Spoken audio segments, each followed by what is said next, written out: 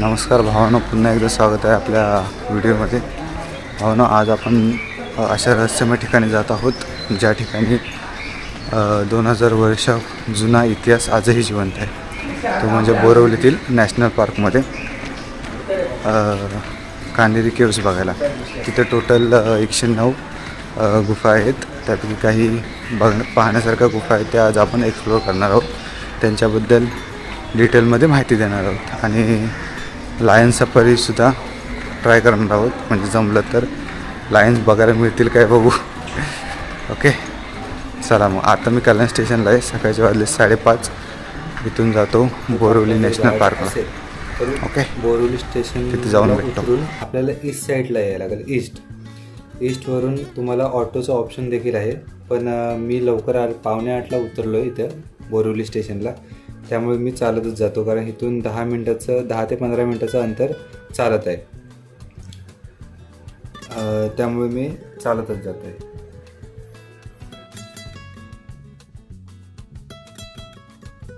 आता जवळजवळ 8ला 5 मिनटं आहेत, तरी पण तिकीटची लाईन अगदी बाहेर मेन रोडवर गेले.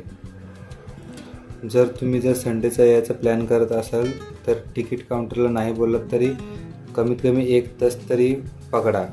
एंट्रीचं तिकीट बोलतो आहे मी. आतमधलं जंगल सफारीचं कानेरी केव्सचं तिकीट, त्याला अजून वेळ लागू शकतो. हो ना, आतमध्ये तर आलो आहे मी, पण आज संडे असल्यामुळे ते लोक बोलतात ना, कानेरी केव्सचं तिकीट, जंगल सफारीचं तिकीट एकदाच काढा. तर भाई फक्त एंट्री तिकीट देतात ते लोक आणि आतमध्ये जाऊन काढायला सांगतात. आणि त्या बस आहेत त्या फक्त 2च आहेत, त्या पण गायब आहेत आणि बगी पण गायब आहे. मजबूत गर्दी. 8च्या आधी आलो तरी पण भाई जवळजवळ अर्धा-पाऊण तास मला थांबायला लागला लाईनीमध्ये एंट्री तिकीटसाठी. आता बघू, पुढे जाऊन चालत जातो. टायगर सफारी वगैरे कुठे आहे काय, ते तिकीट अवेलेबल आहेत काय वगैरे बघतो. बघू टायगर वगैरे दिसतात काय. ओके, चला बाय.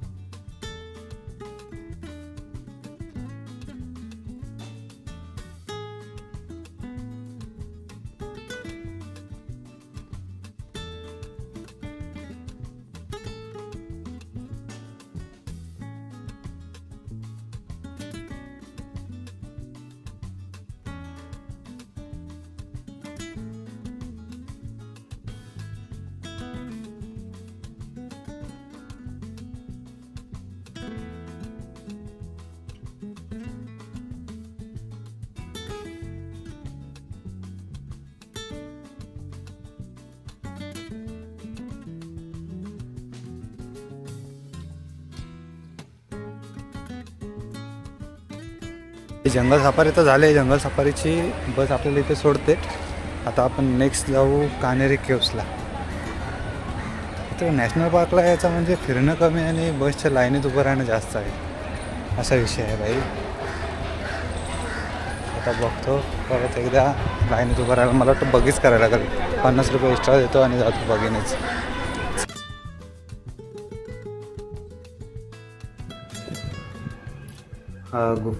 गुफा नंबर 2 ही कान्हेरी गुफा समूहातील एक अतिशय जुनी आणि महत्त्वाची गुफा आहे.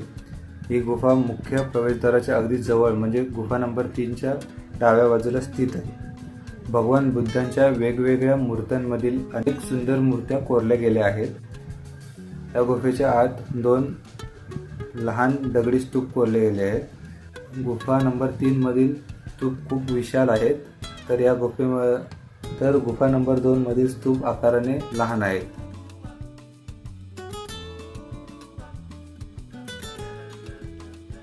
भावांनो, आपण समोर पाहत आहोत गुफा नंबर 3, ज्याला द ग्रेट चैत्य असंही म्हटले जाते. ही कान्हेरी गुफा समूहातील सर्वात महत्त्वाचे आणि भव्य आणि मुख्य आकर्षण आहे.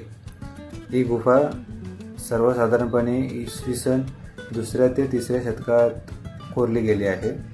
गुफेच्या प्रवेशद्वाराच्या दोन्ही बाजूला भगवान बुद्धांचे 2 प्रचंड मोठे पुतळे कोरले गेले आहेत. हे पुतळे सुमारे 23 फूट उंचीचे आहेत.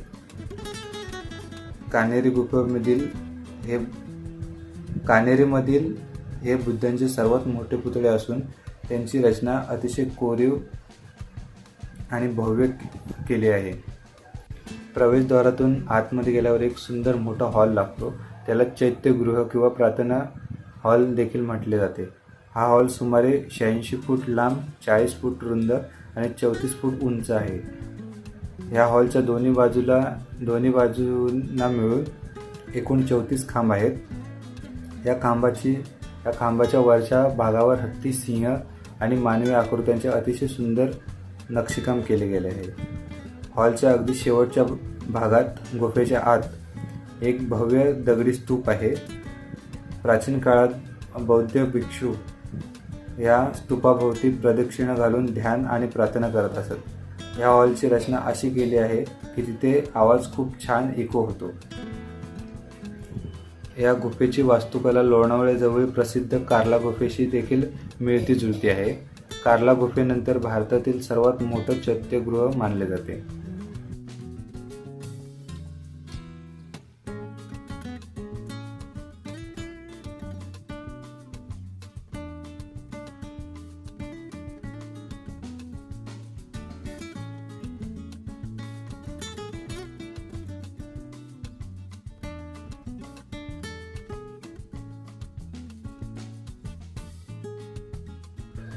गुफा नंबर 11, ज्या गुफेला दरबार गुफा देखील म्हटले जाते, ही कान्हेरी गुफेमधील 2ऱ्या क्रमांकावर आणि सर्वात मोठे आणि महत्त्वाचे आकर्षण आहे. ही गुफा सर्वसाधारणपणे 6व्या ते 7व्या शतकामध्ये कोरली गेली आहे. साध्या राहणाऱ्या गुफेसारखी नाही. बौद्ध भिक्षू, त्यांचे शिष्य आणि यात्रेकरू एकत्र जमण्यासाठी किंवा मोठ्या धार्मिक प्रवचनासाठी या विशाल हॉलचा वापर केला जात असे. हा हॉल अतिशय रुंद आणि मोठा, ज्यामुळे इथे एकाच वेळी अनेक भिक्षू किंवा अनेक लोक बसू शकतात. या गुफेचे सर्वात मोठं वैशिष्ट्य म्हणजे हॉलच्या दोन्ही बाजूनं खडकात कोरलेले लांब दगडी बाक आहेत, म्हणजे बसण्यासाठी वगैरे. प्राचीन काळात बौद्ध भिक्षू आणि शिष्य बाकांवर समोरासमोर बसून धर्मचर्चा, अभ्यास किंवा भोजन करत असत. अशी रचना भारतातील खूप कमी गुफांमध्ये पाहायला मिळते. हॉलच्या अगदी शेवटच्या भागात भगवान बुद्धांची एक मोठी मूर्ती कोरली गेली आहे.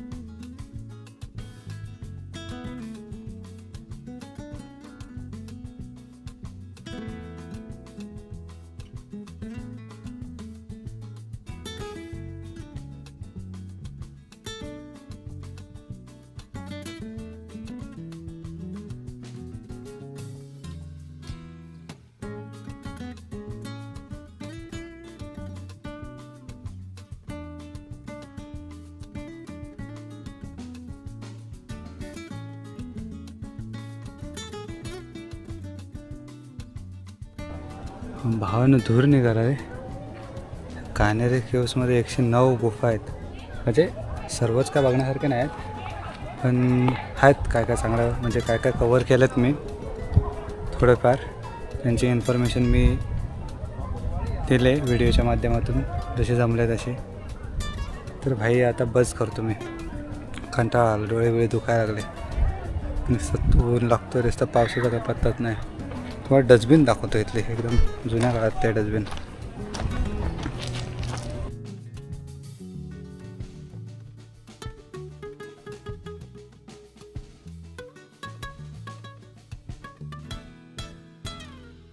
भाई जी माणसं रागाच्या भरात चालत जातात ना, म्हणजे त्यांना बसच्या लाईनीत उभं वगैरे राहायचं नसतं आणि बोलतात चला चालत जाऊया, 7 किलोमीटर तर आहे.